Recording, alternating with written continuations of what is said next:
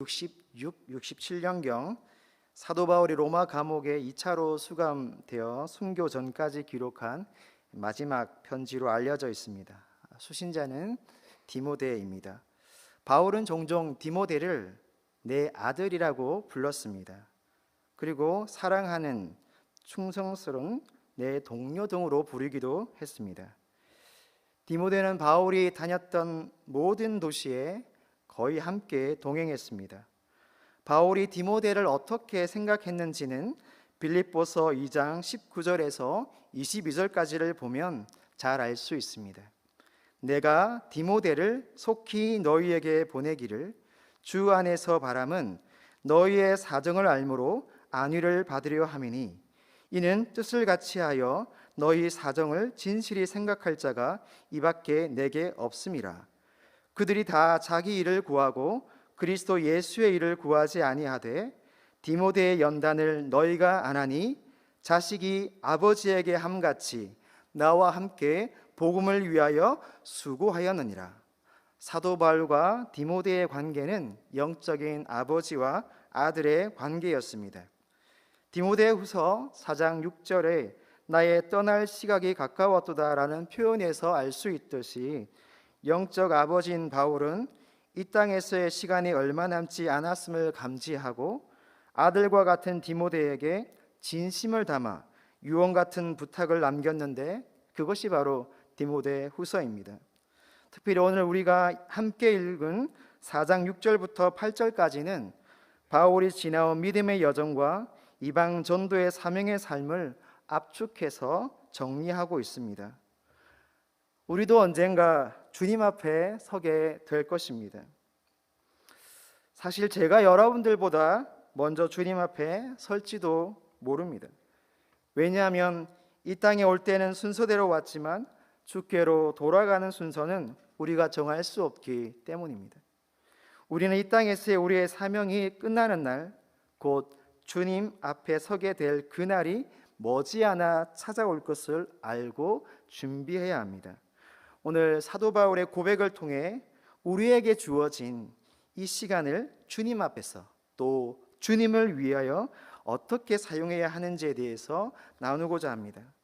우리가 이 세상을 떠나는 날 주님 앞에 기쁨으로 나아가기 위해서는 첫 번째, 전제와 같이 부어지는 삶을 살아야 합니다.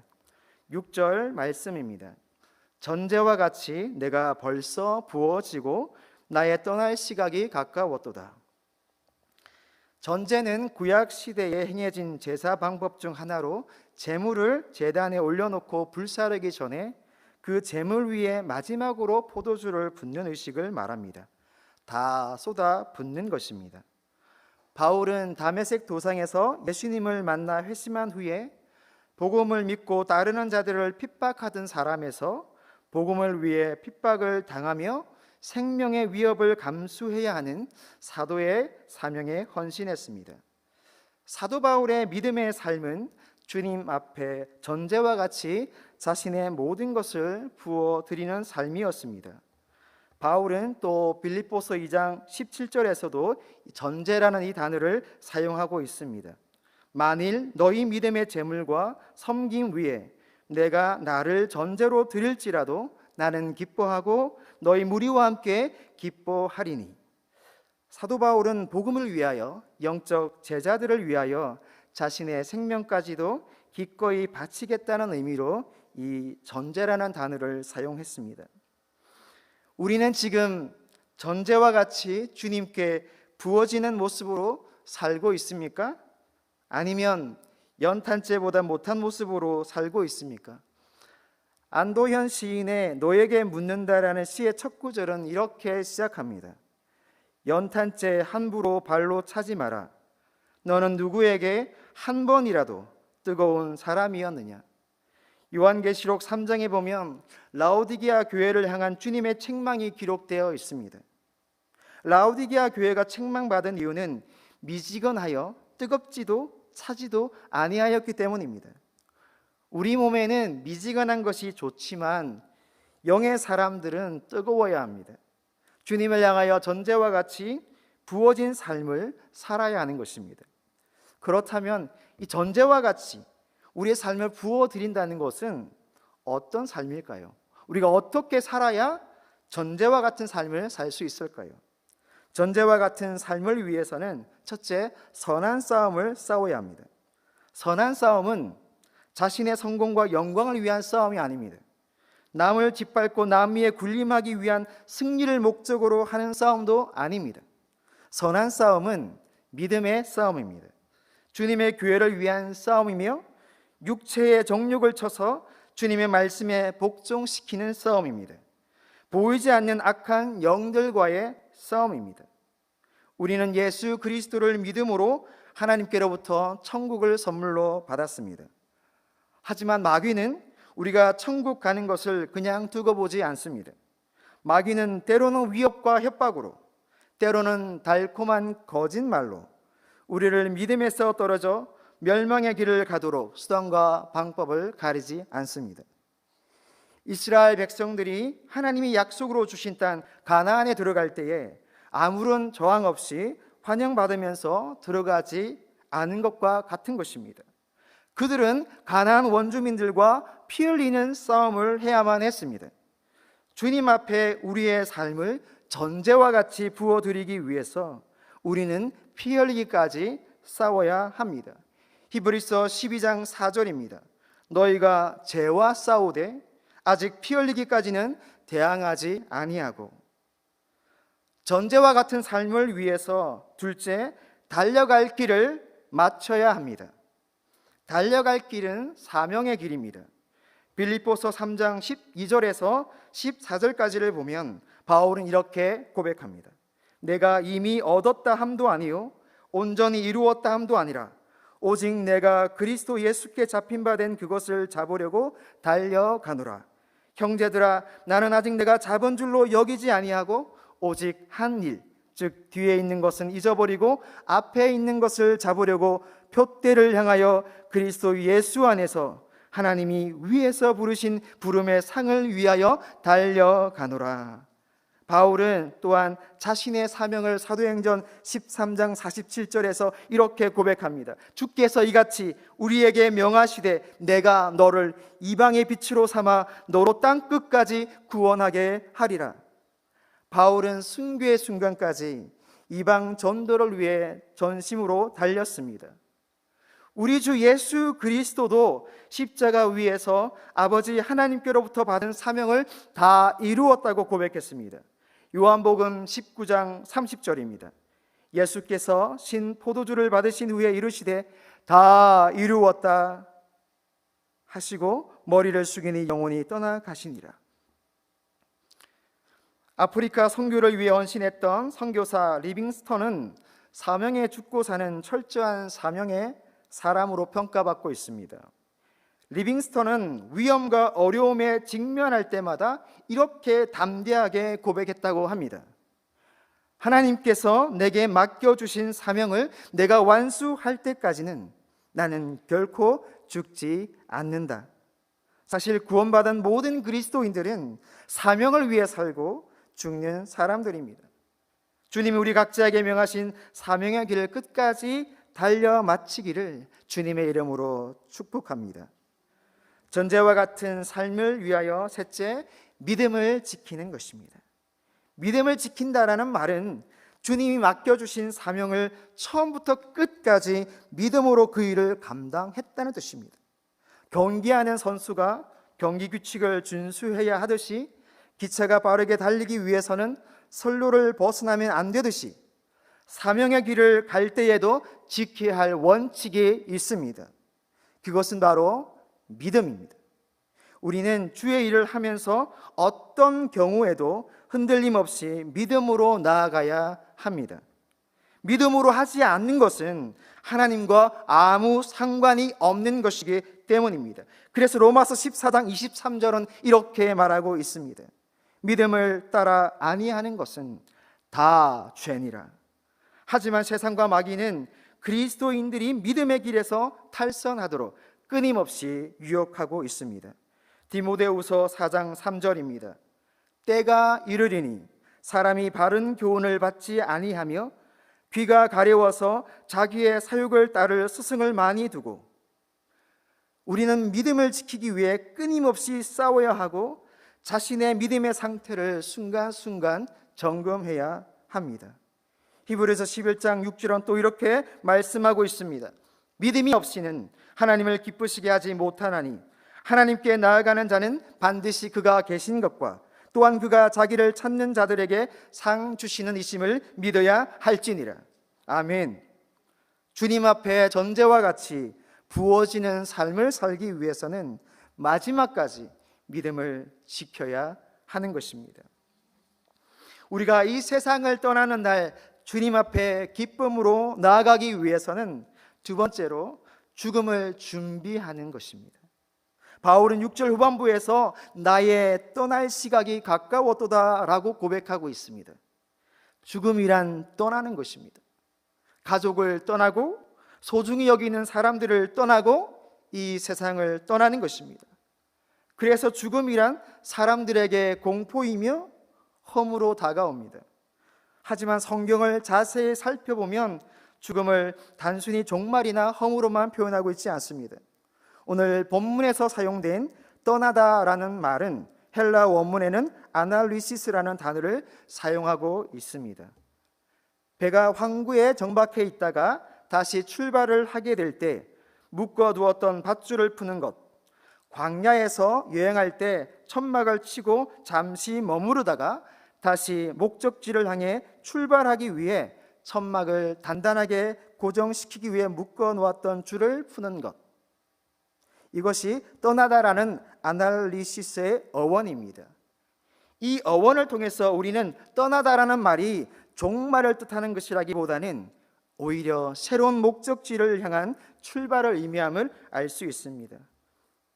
그래서 다수의 영어 성경들에서 떠나다를 departure, 출발로 번역하고 있는 것 같습니다. 그러므로 그리스도인들에게 죽음은 끝이 아니라 새로운 여행을 의미하는 것입니다. 요한복음 11장 25절과 26절 말씀입니다. 예수께서 이르시되 나는 부활이요 생명이니 나를 믿는 자는 죽어도 살겠고 무릇 살아서 믿는 자는 영원히 죽지 아니하리니 이것을 내가 믿느냐. 우리 인생이 죽음으로 모든 것이 끝나고 결국에는 소멸되어 버리는 존재라면 이 세상에서 그리스도인들만큼 불쌍한 사람도 없을 것입니다.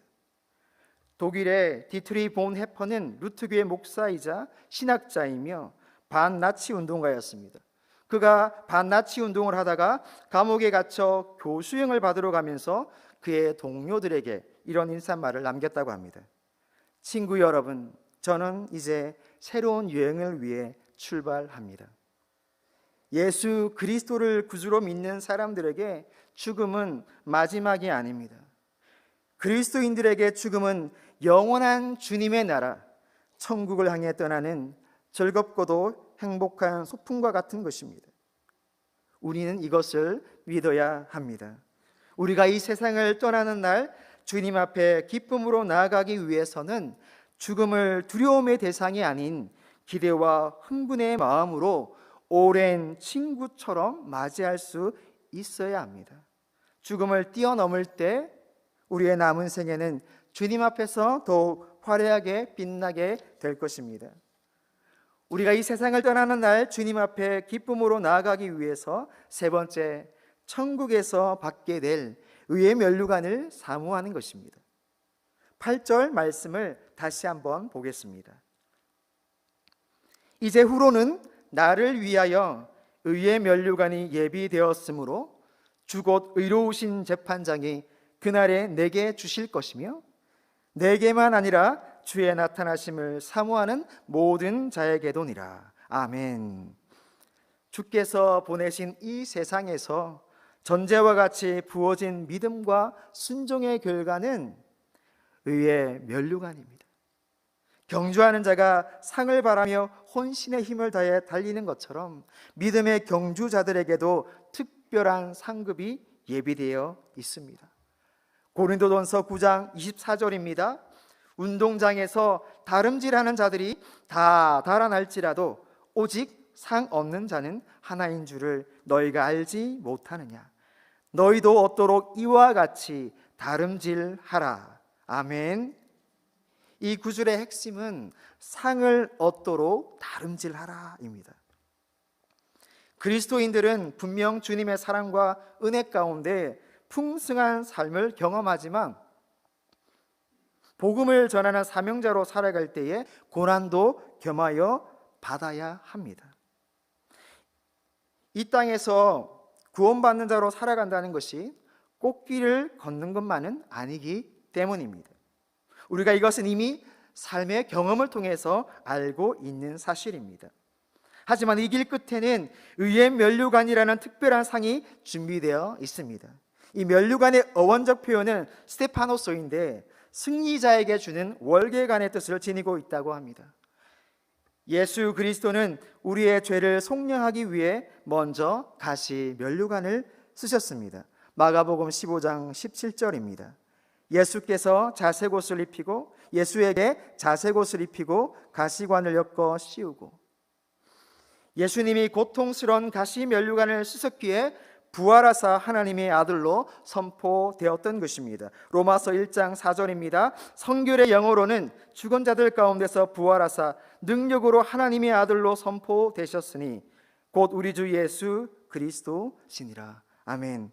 그리고 요한계시록 4장 10절에는 24장로들이 주님께 자신들의 면류관을 올려드리는 위대하고 장엄한 장면을 볼 수가 있습니다.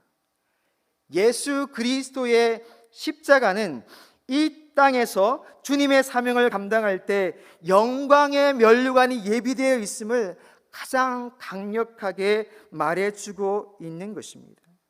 전제와 같이 부어진 믿음의 삶을 끝까지 지속할 수 있는 것은 주님 앞에서 받게 될 의의 면류관, 상급이 우리에게 예비되어 있다는 사실 때문입니다. 비록 주님의 말씀을 순종하다가 어려움을 겪게 되고 복음을 전하다 핍박을 받으며 주님의 교회를 위한 섬김과 헌신이 오해와 비난의 화살이 되어 돌아올지라도 주님이 나를 위하여 예비해 두신 의의 면류관을 바라보며 포기하지 않고 천국을 향한 믿음의 경주를 완주할 수 있기를, 그리하여 빛나는 의의 면류관을 들고 우리를 환영해 주실 그 주님을 기쁨으로 뵐 수 있기를 우리 주 예수 그리스도의 이름으로 간절히 축복합니다. 우리 시간 찬양 하나 부르고 함께 기도했으면 좋겠습니다. 기도할 때 주님, 나의 삶을 전제와 같이 주님께 부어드리는 믿음의 삶을 살게 해 주시옵소서. 주님, 저는 부목사로 이 2019년을 전제와 같이 살았습니까? 라는 질문 앞에 회개할 수밖에 없었습니다. 남아있는 시간이 얼마 남지 않았지만 우리 2019년 남은 이 시간들, 또 우리의 생애가 얼마나 남았는지 어떻게 알겠습니까? 제가 여러분보다 먼저 갈 수도 있고 우리에게 남은 시간이 얼마인 줄 알 수 없지만 우리가 전제와 같이 바울처럼 우리의 모든 것을 쏟아붓고 주님 앞에 나아갈 때에 기뻐 찬양하며 나아갈 수 있기를 우리가 소망하면서 이 찬양 한번 부르고 기도할 때 간절히 기도하겠습니다.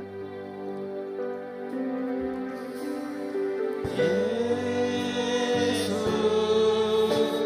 사랑합니다. 사랑합니다. 온 마음 다하여 오직 주님 한 분